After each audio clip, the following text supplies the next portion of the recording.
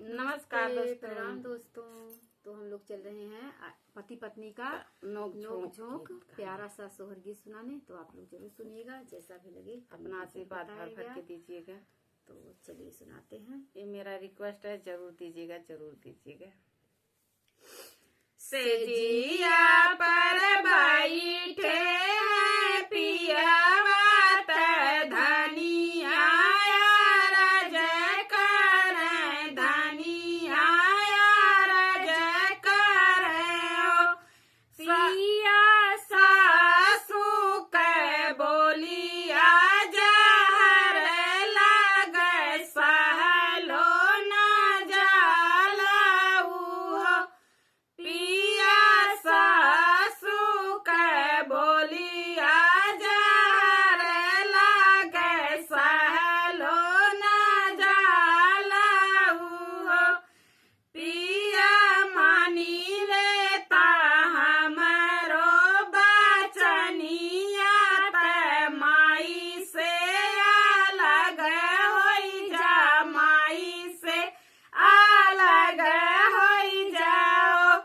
पिया मानी लेता हमारो बचनिया ते माई से अलग होई जा, माई से अलग होई जाओ। हर से रासन मांगई बेट खर्चा चलाई बेट खर्चा चलाई बेहो पिया रूखा और सूखा खाई ले दूनहुन जाने रहा बेहो पिया रूखा और सूखा खाई ले दूनहुन जानी रहा बेहो दिन रात मुहावा फुलावत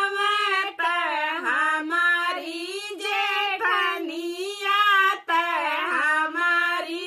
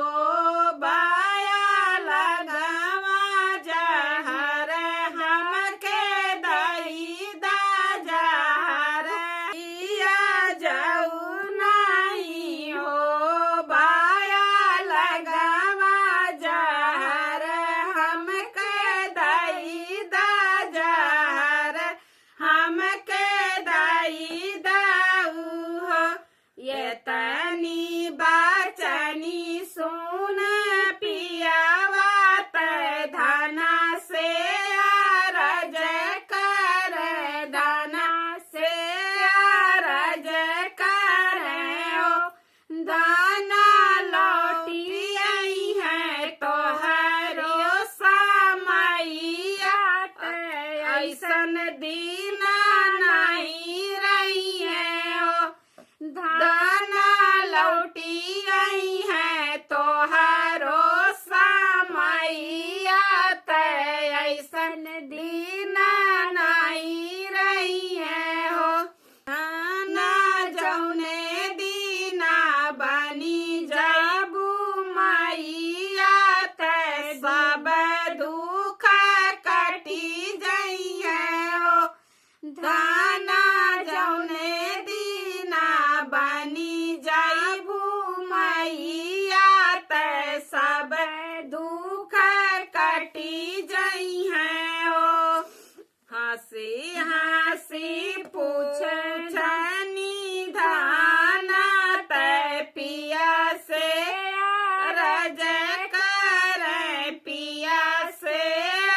रज कर पिया जौने दीना बनी जा बाबा तय सब दुख कटी जई है ओ पिया जौने दीना बनी जा बाबा तय सब दुख कटी जई है ओ सब माई मोरी आदर